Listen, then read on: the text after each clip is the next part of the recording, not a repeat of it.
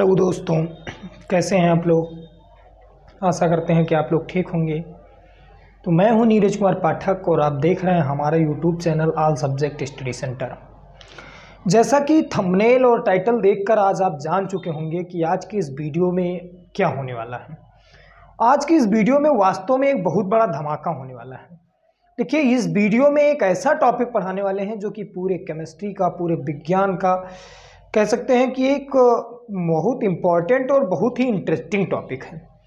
माना कि ये पार्ट जो है साइंस में वो थोड़ा सा टफ है, लेकिन अगर आप लोग साथ देंगे और अगर इस वीडियो को अच्छे से ध्यान लगाकर समझेंगे तो इस वीडियो में ऑर्गेनिक केमिस्ट्री यानी कि जिसको आप लोग बहुत टफ पार्ट समझते हैं, कार्बनिक रसायन वाले पार्ट को, उस पार्ट का वीडियो ये फर्स्ट वीडियो है। इसके एक दो वीडियो और आएंगे।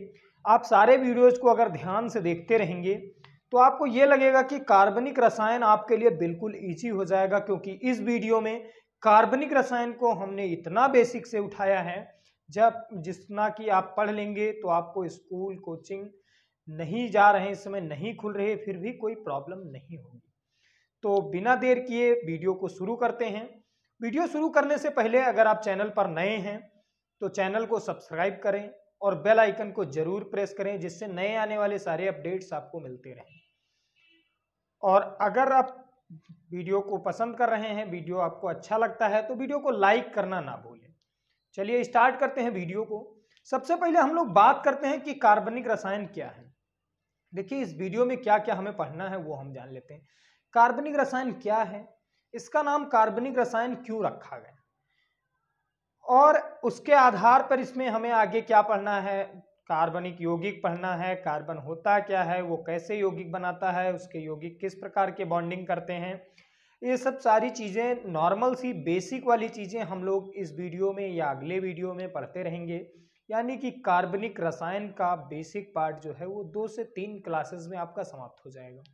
तो आज की इस पहली क्लास में हम केवल और केवल कार्बनिक रसायन का परिचय, कार्बन का परिचय, कार्बनिक यौगिक का परिचय, इतनी चीज़ों को पढ़ेंगे और उसके बाद हम लोग हाइड्रोकार्बन तक पहुंच जाएंगे। उसके बाद आज की क्लास रोक दी जाएगी। तो आज की क्लास को स्टार्ट करते हैं।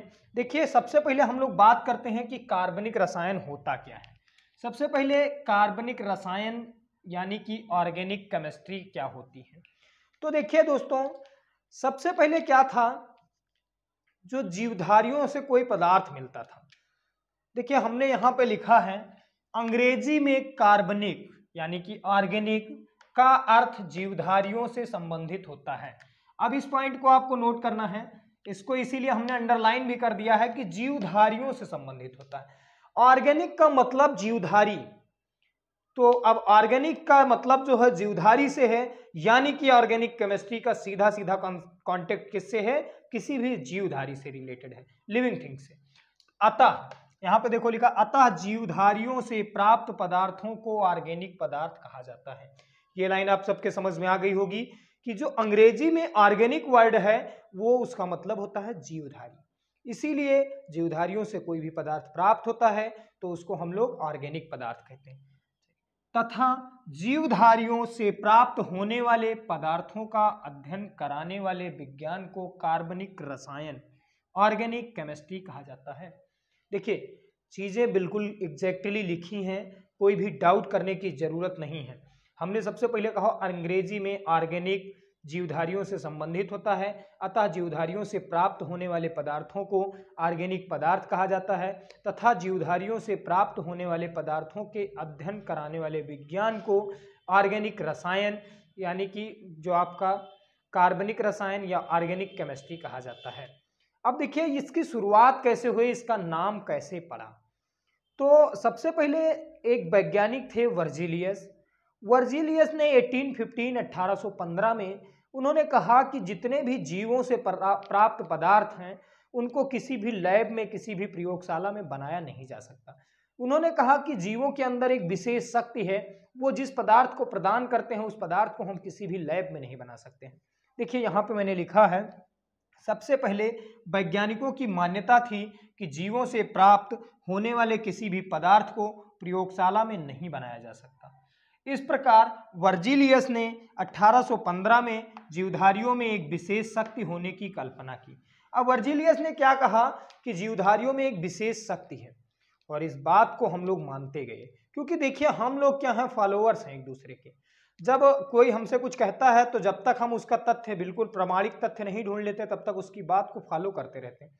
तो हम लोग वर्जिलियस की बात को पढ़ते गए कि जो जीवों से प्राप्त चीजें हैं उसका कोई तोड़ नहीं है, उसका कोई प्रयोगशाला बनाने का मेथड नहीं। लेकिन कुछ समय बाद आगे क्या हुआ, आगे देखिए, इसमें हमने लिखा है 1828 में जर्मन वैज्ञानिक ओहलर ने प्रयोगशाला में अमोनियम साइनाइड को गर्म करके यूरिया बना दिया। देखिए इस पॉइंट को भी आप लोग अंडरलाइन कर लीजिएगा। अब एक चीज याद रखना, 1828 में, दूसरा याद रखना है जर्मन वैज्ञानिक ओहलर ने अमोनियम साइनाइड को गर्म किया था, यूरिया बनाया। अब देखिए अभी तक क्या था, कहा गया था कि कोई भी पदार्थ प्रयोगशाला में नहीं बनाया जा सकता। जैसे ही ओहलर ने 1828 में यूरिया बना दिया, बस अब सबका मतभेद खत्म। सब लोग ये जान गए कि जो चीजें हमें मिलती हैं उनको हम बना भी सकते हैं प्रयोगशाला में। तो अब आपसे यहाँ से एक क्वेश्चन पूछा जा सकता है कि सबसे पहले प्रयोगशाला में कौन सा यौगिक बनाया गया, कौन सा कार्बनिक पदार्थ बनाया गया, तो आप कहेंगे यूरिया बनाया गया। क्या बनाया गया? यूरिया बनाया गया। अब यूरिया में किसका प्रयोग किया गया बनाने में, तो आप याद रखेंगे अमोनियम साइनाइड को गर्म करके यूरिया बनाया गया था। इतनी चीजें आप लोग नहीं भूलेंगे। उसके आगे देखिए, उसके आगे क्या हुआ, 1845 में एक कोल्बे नाम के वैज्ञानिक आए और इन्होंने क्या किया, कार्बन, हाइड्रोजन और ऑक्सीजन, तीन चीजों के संयोग से, कार्बन को लिया, ऑक्सीजन को लिया, हाइड्रोजन को लिया, और तीन चीजों के संयोग से लैब में एक्सपेरिमेंट करना स्टार्ट किया। दिन प्रतिदिन जुटे रहे और उठा के एसिटिक अम्ल बना के रख दिया। अब देखो, मेहनत करते गए उठा के क्या बना के रख दिया, एसिटिक अम्ल। जैसे कि 1815 में जब वर्जिलियस ने कह दिया कि जीवों के अंदर एक ऐसी शक्ति है, उनके द्वारा दिए गए पदार्थ को कोई नहीं बना सकता प्रयोगशाला में, बस वहां से वैज्ञानिकों ने एक्सपेरिमेंट स्टार्ट किए और एक्सपेरिमेंट करते आपके सामने ओहलर ने 1828 में, यानी कि 15 के बाद 13 साल, 1828 में लाकर क्या बना के रख दिया, यूरिया बना के रख दिया। फिर काम आगे चलता गया और एसिटिक अम्ल को कार्बन, हाइड्रोजन और ऑक्सीजन की मदद से ला करके बना के आपको किसने दिया, कोल्बे ने दिया। याद रखेंगे, कोल्बे ने एसिटिक अम्ल बनाया, कार्बन, हाइड्रोजन, ऑक्सीजन की मदद से बनाया। नेक्स्ट पॉइंट पढ़ते हैं। 1856 में, 45 में वो बना, 28 में यूरिया बना, 45 में एसिटिक अम्ल बना, 56 में पहुंचो। 56 में क्या बना, 56 में फिर एक वैज्ञानिक आए, उन वैज्ञानिक का नाम बर्थोले था। और बर्थोले ने क्या किया, कार्बन को लिया, हाइड्रोजन को लिया, एक्सपेरिमेंट करना स्टार्ट किया और बना के रखा मेथेन गैस। कार्बन लिया, हाइड्रोजन लिया और क्या बनाया उन्होंने, मेथेन गैस बनाई। तो ये सारी चीजें रही, कैसे नाम पड़ा, कैसे उसमें चीजों का उत्पादन धीरे धीरे प्रयोगशाला में हुआ। अब आप लोग जान चुके हैं कि पहले जीवों से प्राप्त चीजों को कोई नहीं बना सकता, ये मतभेद था। उसके बाद धीरे धीरे 28 में यूरिया मिली, 45 में आपको आराम से एसिटिक अम्ल मिला, उसके बाद 56 में मेथेन गैस मिल गई। तो यहां तक अब हो गए। अब कार्बनिक रसायन है तो हम लोग कार्बन पढ़ेंगे, उसके यौगिक को पढ़ेंगे। तो इसके बाद हम लोग स्टार्ट करते हैं कार्बन। ठीक, कार्बन के बारे में थोड़ा सा पढ़ते हैं और उसके बाद कार्बनिक यौगिक पढ़ते हैं। तो इसको हम हटा रहे हैं।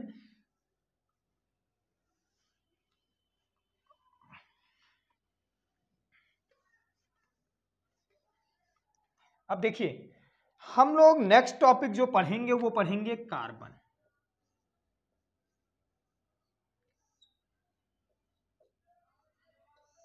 कार्बन पीरियोडिक टेबल में परमाणु क्रमांक 6 पर स्थित एक तत्व है जो कि पी ब्लॉक का तत्व है। ये भी आपको याद रखना है, पी ब्लॉक का तत्व है, परमाणु क्रमांक 6 है, परमाणु द्रव्यमान 12 है। तीन चीजें नॉर्मल सी। देखिए, कार्बन को ऐसे हम लोग लिखते हैं, कार्बन सी से रिप्रेजेंट किया जाता है। इसका परमाणु क्रमांक 6 है, परमाणु द्रव्यमान 12 है। संयोजकता 4 है। कार्बन जो है 4 संयोजकता प्रदर्शित करता है। अब देखिए कार्बन जो बॉन्ड बनाता है, किसी दूसरे से बॉन्डिंग करता है, वो कैसे करता है। कार्बन का इलेक्ट्रॉनिक विन्यास अगर हम लोग करेंगे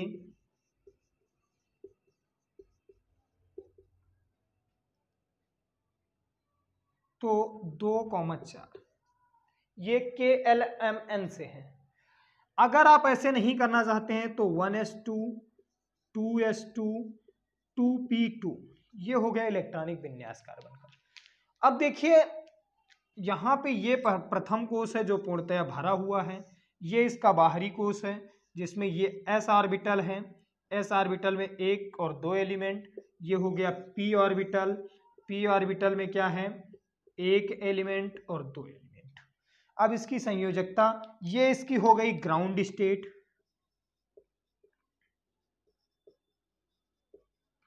जब हम लोग इसको एक्साइटेड स्टेट में ले चलते हैं तो एक्साइटेड स्टेट में क्या होता है, ये वाला इलेक्ट्रॉन यहां पे कूद जाता है। अब देखिए सारे हाफ फिल हो गए और इनको अब जो आपका अनपेयर्ड इलेक्ट्रॉन उनको काउंट करें तो 1 2 3 4, संयोजकता कितनी निकल के आई 4 निकल के आई। ठीक, अब ये संयोजकता 4 है तो ये किसी को, अब संयोजकता 4 होने का मतलब देखिए केमिस्ट्री में सबको पता है कि सब प्रत्येक तत्व अष्टक बनाने के लिए परेशान रहता है। संयोजकता कार्बन की 4 है तो ये अपने 4 किसी को दे भी सकता है जिससे अंतिम कोश जो इसका प्रथम कोश बचेगा वो पूर्ण हो जाएगा। दूसरे के 4 ले भी सकता है, लेकिन बात क्या है, क्यों देगा क्यों लेगा, लेगा तो क्या प्रॉब्लम आएगी, देगा तो क्या प्रॉब्लम आएगी, ये मेरे पास रीजन फंसता है। तो देखिए अगर ये बाहर से इलेक्ट्रॉनों को लेगा, अगर बाहर से लेगा तो आप लोगों को पता है कि किसी भी तत्व के नाभिक में उतने ही प्रोटॉन होते हैं जितने कि उसमें इलेक्ट्रॉन होते हैं। इलेक्ट्रॉनों की संख्या बराबर प्रोटॉनों की संख्या होती है। तो कार्बन में 6 प्रोटॉन है, 6 इलेक्ट्रॉन है। अगर कार्बन बाहर से 4 इलेक्ट्रॉन ले लेगा तो इलेक्ट्रॉन की संख्या हो जाएगी 10 और प्रोटॉन की संख्या रहेगी 6, तो वो कार्बन को बर्दाश्त नहीं होगा, यानी कि नाभिकीय घनत्व जो है वो बढ़ जाएगा। अब देखिए नाभिकीय आवेश घनत्व उसका बढ़ेगा तो वो डैमेज हो सकता है। अगर वो अपने 4 दे देगा तो 4 इलेक्ट्रॉन चूंकि दे देगा तो उसके पास परमाणु की संख्या बचेगी, प्रोटॉन की संख्या बचेगी 6 और इलेक्ट्रॉन की संख्या बचेगी 2। ये भी अनबैलेंस तरीके से है। तो वो क्या करता है, ना अपने देता है, क्योंकि आपने देख लिया देगा तो प्रॉब्लम आएगी, लेगा तो प्रॉब्लम आएगी। कार्बन क्या करता है, सहसंयोजक बॉन्डिंग करता है। सहसंयोजक बॉन्ड का मतलब होता है साझा वाले बंध, साझा करके बंध बनाता है कार्बन। दूसरी बात बॉन्डिंग आपको पता चल गई क्या होती है। नेक्स्ट पढ़ते हैं इसको किस कैटेगरी में रखा गया, तो कार्बन एक अधातु है। क्या है, अधातु है। अब अपर रूप पे इसी वक्त चर्चा कर लेते हैं। अपर रूप वो होते हैं जो मतलब अनेक प्रकार से एक्ट करें। तो देखिए कार्बन के मुख्यतः 3 अपर रूप हैं। पहला अपर रूप जो है इसका हीरा है, दूसरा अपर रूप ग्रेफाइट है और तीसरा अपर रूप इसका फुलेरीन है। ये 3 प्रमुख अपर रूप इसके हैं। कार्बन के 3 अपर रूप हैं जिसमें से कार्बन का हीरा हो गया, ग्रेफाइट हो गया, फुलेरीन हो गया। अब देखिए कार्बन जो है उसका हीरा एक अपर रूप है, सबसे कठोरतम पदार्थ। हीरा का अगर हम लोग बात करें कि हीरे का गलनांक कितना होता है, क्वथनांक कितना होता है, तो बहुत हाई लेवल पे आप पाओगे 3727 डिग्री सेंटीग्रेड। ग्रेफाइट का बात करो 3000 डिग्री सेंटीग्रेड। तो यानी कि ये सब क्या है, हीरा बहुत कठोर पदार्थ है। हीरा चमकता रहता है, इसका कारण ये है उसमें चतुष्फलकीय संरचना। तो जब प्रकाश एक बार अंदर चला गया बाहर नहीं निकलेगा तो वो क्या होगा, चतुष्फलकीय संरचना के कारण जो आपका सिस्टम है वो क्या करेगा, प्रकाश को उसी में घुमाएगा जिससे वो आराम से चमकता रहेगा। तो अब हम लोग बात करते हैं कार्बनिक यौगिक की। कार्बनिक यौगिक की बात करेंगे और कार्बनिक यौगिक के बात करने के साथ साथ हाइड्रोकार्बन को पढ़कर बस इस वीडियो को छोड़ देंगे। नेक्स्ट वीडियो में हम लोग कार्बनिक यौगिकों का वर्गीकरण पढ़ेंगे। कार्बनिक यौगिक, अब देखिए कार्बनिक यौगिक का मतलब सब लोग आप लोग जान चुके होंगे कि कार्बनिक यौगिक का मतलब उसमें कार्बन से बने होंगे यौगिक, इसलिए उसको कार्बनिक यौगिक कहते हैं। ऐसा नहीं है, उसमें कार्बन के अतिरिक्त ऑक्सीजन है, हाइड्रोजन है, नाइट्रोजन है, ये सब तत्व और भी शामिल होंगे। क्या क्या शामिल हो सकता है? ऑक्सीजन, हाइड्रोजन, नाइट्रोजन, सल्फर आदि, ये सब तत्व भी रहेंगे, इनके सबको साथ में। दूसरी बात, ये कार्बनिक यौगिक जो होते हैं वो सहसंयोजी यौगिक होते हैं। कैसे यौगिक होते हैं? सहसंयोजी यौगिक होते हैं। सहसंयोजी यौगिक होते हैं। दूसरी बात, इनके गलनांक और क्वथनांक लो होते हैं, यानी कि निम्न होते हैं।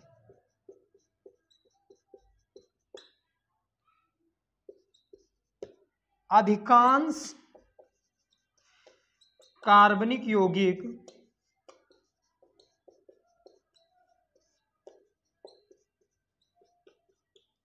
विद्युत का चालन नहीं करते हैं।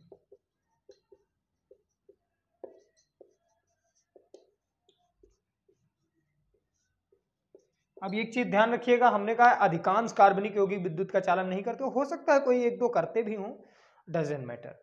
अब हम लोग पढ़ते हैं कार्बनिक यौगिक की मूल परिभाषा। तो इसको हटा रहे हैं, आप लोग अगर स्क्रीनशॉट लेना चाहते हैं ले ले। देखिए कार्बनिक यौगिकों की एक छोटी सी परिभाषा है, कह सकते हैं हम लोग हाइड्रोकार्बनों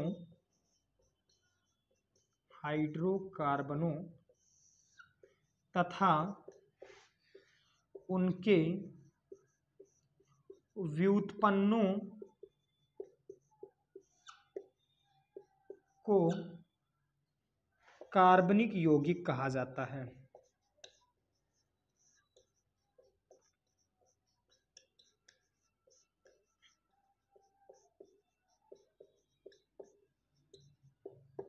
देखिए हाइड्रोकार्बनों को तथा उनके व्युत्पन्नों को क्या कहा जाता है? कार्बनिक यौगिक कहा जाता है। अब देखिए एक नया वर्ड आपके सामने आया, हाइड्रोकार्बन। हाइड्रोकार्बन क्या है? तो कार्बनिक यौगिक आप लोग पढ़ चुके हैं, अब हम लोग नेक्स्ट फर्दर आगे बढ़ते हैं हाइड्रोकार्बन पे। तो इसको हम हटा रहे हैं, चलिए यहां पे लिख देते हैं हाइड्रोकार्बन। अब हाइड्रोकार्बन जैसा कि वर्ड हाइड्रोकार्बन से ही पता चलता है, हाइड्रो का मतलब जिसमें हाइड्रोजन हो, कार्बन तो सीधे सीधे लिखा है। हाइड्रोकार्बन यानी कि कार्बन तथा हाइड्रोजन से मिलकर बने यौगिक हाइड्रोकार्बन कहलाते हैं। डेफिनेशन नोट करिए, कार्बन तथा हाइड्रोजन से बने यौगिक हाइड्रोकार्बन कहलाते हैं। अब नेक्स्ट, हाइड्रोकार्बन को कैसे हम लोग कैटेगराइज करेंगे? तो हाइड्रोकार्बन को देखिए मुख्यतः दो वर्गों में बांटा गया है। एक जो होता है आपका संतृप्त हाइड्रोकार्बन और दूसरा असंतृप्त हाइड्रोकार्बन। संतृप्त हाइड्रोकार्बन और असंतृप्त हाइड्रोकार्बन। तो इसको अगर आप लोग नोट करना चाहते हो तो नोट कर लें, अदरवाइज स्क्रीनशॉट ले लें। तो इसको हम हटा के और नेक्स्ट आपको संतृप्त और असंतृप्त पढ़ा दें। आप लोग इसको स्क्रीनशॉट ले लीजिए। चलिए इसको हटा रहे हैं। देखिए हम लोगों को दो पढ़ना है, एक संतृप्त पढ़ना है और एक असंतृप्त पढ़ना है। दोनों हाइड्रोकार्बन हैं, बात याद रखना है। हाइड्रोकार्बन का मतलब कार्बन और हाइड्रोजन दोनों में होंगे, ठीक है।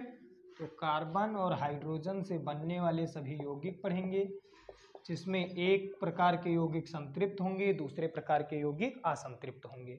तो देखिए सबसे पहले संतृप्त पढ़ते हैं।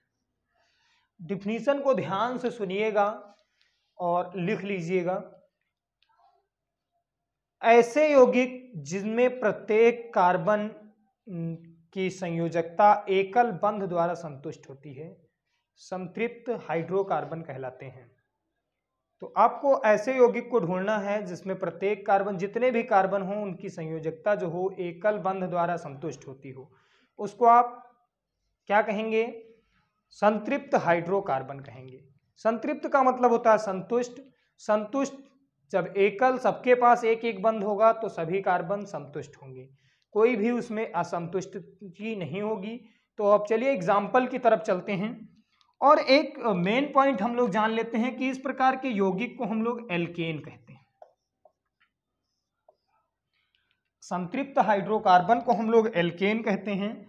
अब देखिए, मान लीजिए एक कार्बन है तो उसके चारों बॉन्ड सिंगल सिंगल होंगे। यह आपका हो गया संतृप्त हाइड्रोकार्बन।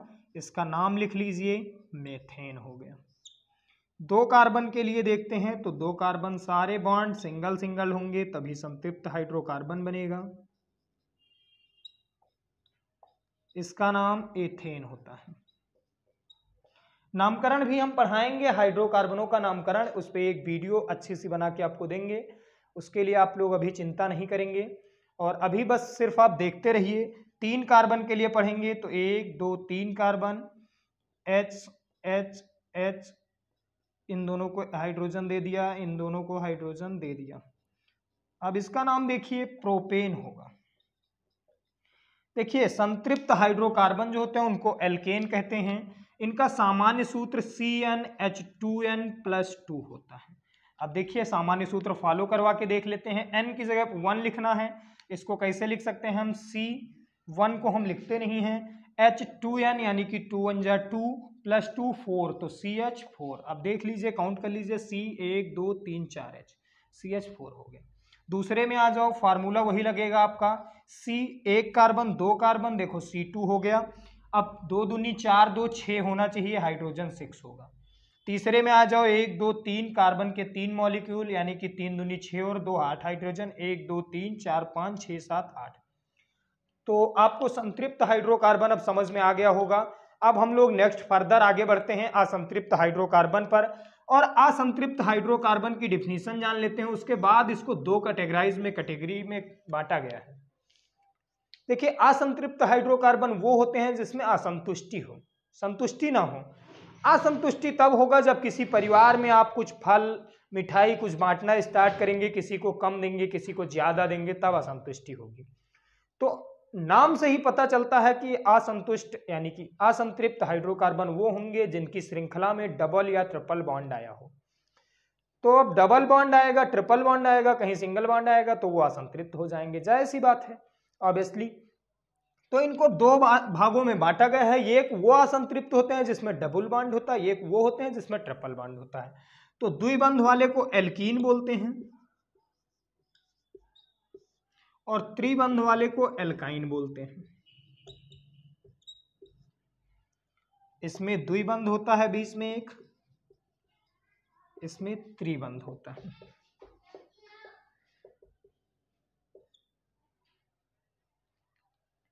अब देखिए, ध्यान दीजिए, असंतृप्त हाइड्रोकार्बन जिसमें द्विबंध या त्रिबंध पाया जाए, द्विबंध त्रिबंध दोनों में से कोई बंध पाया जाएगा वो असंतृप्त होगा। लेकिन अगर द्विबंध पाया जा रहा है और असंतृप्त है तो वो एल्कीन की श्रृंखला में जाएगा, और अगर त्रिबंध पाया जाता है असंतृप्त है तो वो एल्काइन की श्रृंखला में पाया जाएगा।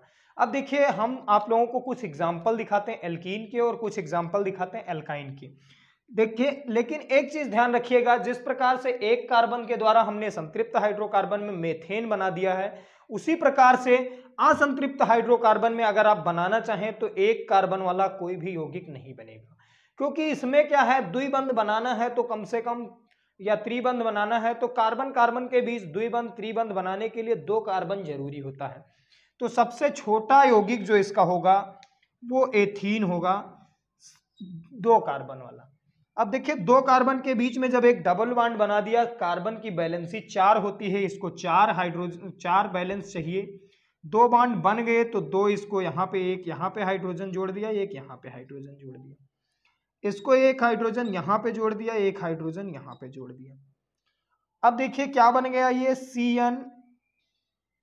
C2 बन गया, H4 बन गया। यानी कि अगर आपसे जनरल फार्मूला एल्कीन का पूछा जाए तो CnH2n, देखिए C2H4 बन गया। अब अभी तो आप बहुत आसान है कि 2 कार्बन आपने लिया, बीच में डबल बॉन्ड बना दिया, इधर उधर 2-2 हाइड्रोजन जोड़ दिया, कार्बन की वैलेंसी बराबर, आपका यौगिक तैयार। लेकिन अगर आपके पास कार्बन की संख्या 3 हो गई तो देखिए इसमें भी आपको डरने की कोई जरूरत नहीं है। जब तक कि आपको नाम अगर दे दिया गया, नाम में नॉमिनेट ना कर दिया जाए कि 1 नंबर पे आपको डबल बॉन्ड लगाना है, 2 नंबर पे लगाना है, तब तक आप फ्री हैं। आप कहीं भी, हम यहाँ पे डबल बॉन्ड लगा देते हैं, यहाँ पे हमने द्विबंध लगा दिया और यहाँ पे सिंगल बॉन्ड के द्वारा जोड़ दिया। अब देखिए इस कार्बन की वैलेंसी 4 थी, 1 2 3 बाकी थी, 3 को हाइड्रोजन से हमने जोड़ दिया। इस कार्बन की वैलेंसी 1 2 3 कंप्लीट है, 1 बाकी है, हाइड्रोजन दे दिया। इसकी 1 2 कंप्लीट है, 1 2 बाकी है, हाइड्रोजन दे दिया। अब हम लोग काउंट करते हैं कि फार्मूला मैच करता है या नहीं। तो कार्बन कितने हैं, 3, हाइड्रोजन 1 2 3 4 5 6, C3H6 बन गया। देखो फार्मूला भी आपका मैच कर रहा है। अब नेक्स्ट फर्दर हम लोग एल्काइन की बात करते हैं। एल्काइन का जनरल फार्मूला होता है CnH2n-2। अब देखिए एल्काइन में हमने पहले ही बता दिया था कि ट्रिपल बॉन्ड होना आवश्यक है। 2 कार्बन कम से कम आप जब लोगे तब इसका कोई यौगिक बनेगा, और 2 कार्बन के बीच में कम से कम एक ट्रिपल बॉन्ड होना चाहिए। तो ट्रिपल बॉन्ड के लिए क्या करेंगे हम लोग, 2 कार्बन लिया, ट्रिपल बॉन्ड बना दिया। अब दोनों की बैलेंसी करेंगे, एक इसकी बैलेंसी यहां से, एक इसकी बैलेंसी यहां से। अब देखिए इस पे हम फॉलो करवाएंगे। तो देखो C2, अब इसको दुगना करो, 2 दूनी 4 में से 2 घटाओ, H2। 3 कार्बन के लिए करेंगे, 1 2 3 कार्बन, यहाँ पे हमने ट्रिपल बॉन्ड बना दिया। बैलेंसी देखेंगे, इसको यहाँ जोड़ देंगे, इस कार्बन की बैलेंसी 1 बची, इस कार्बन की बैलेंसी कंप्लीट हो गई, 1 2 3 4, इस कार्बन की बैलेंसी 1 2 3 बची। अब देखिए C3, 3 दूनी 6, 2 घटाओ 4 होना चाहिए, 1 2 3 4 है। तो इस प्रकार से आज की क्लास में हम लोगों ने कार्बनिक रसायन क्या है, उसका नाम कैसे कार्बनिक रसायन पढ़ा, उसमें हाइड्रोकार्बन क्या होते हैं, कार्बन क्या है, उसकी बैलेंसी क्या है, हाइड्रोकार्बन क्या है, कितने प्रकार का है, संतृप्त, असंतृप्त, संतृप्त को एल्केन, असंतृप्त को एल्कीन और एल्काइन, सबकी डिफिनीशन, सबकी परिभाषा, सबको एग्जाम्पल सहित डिफाइन कर लिया है।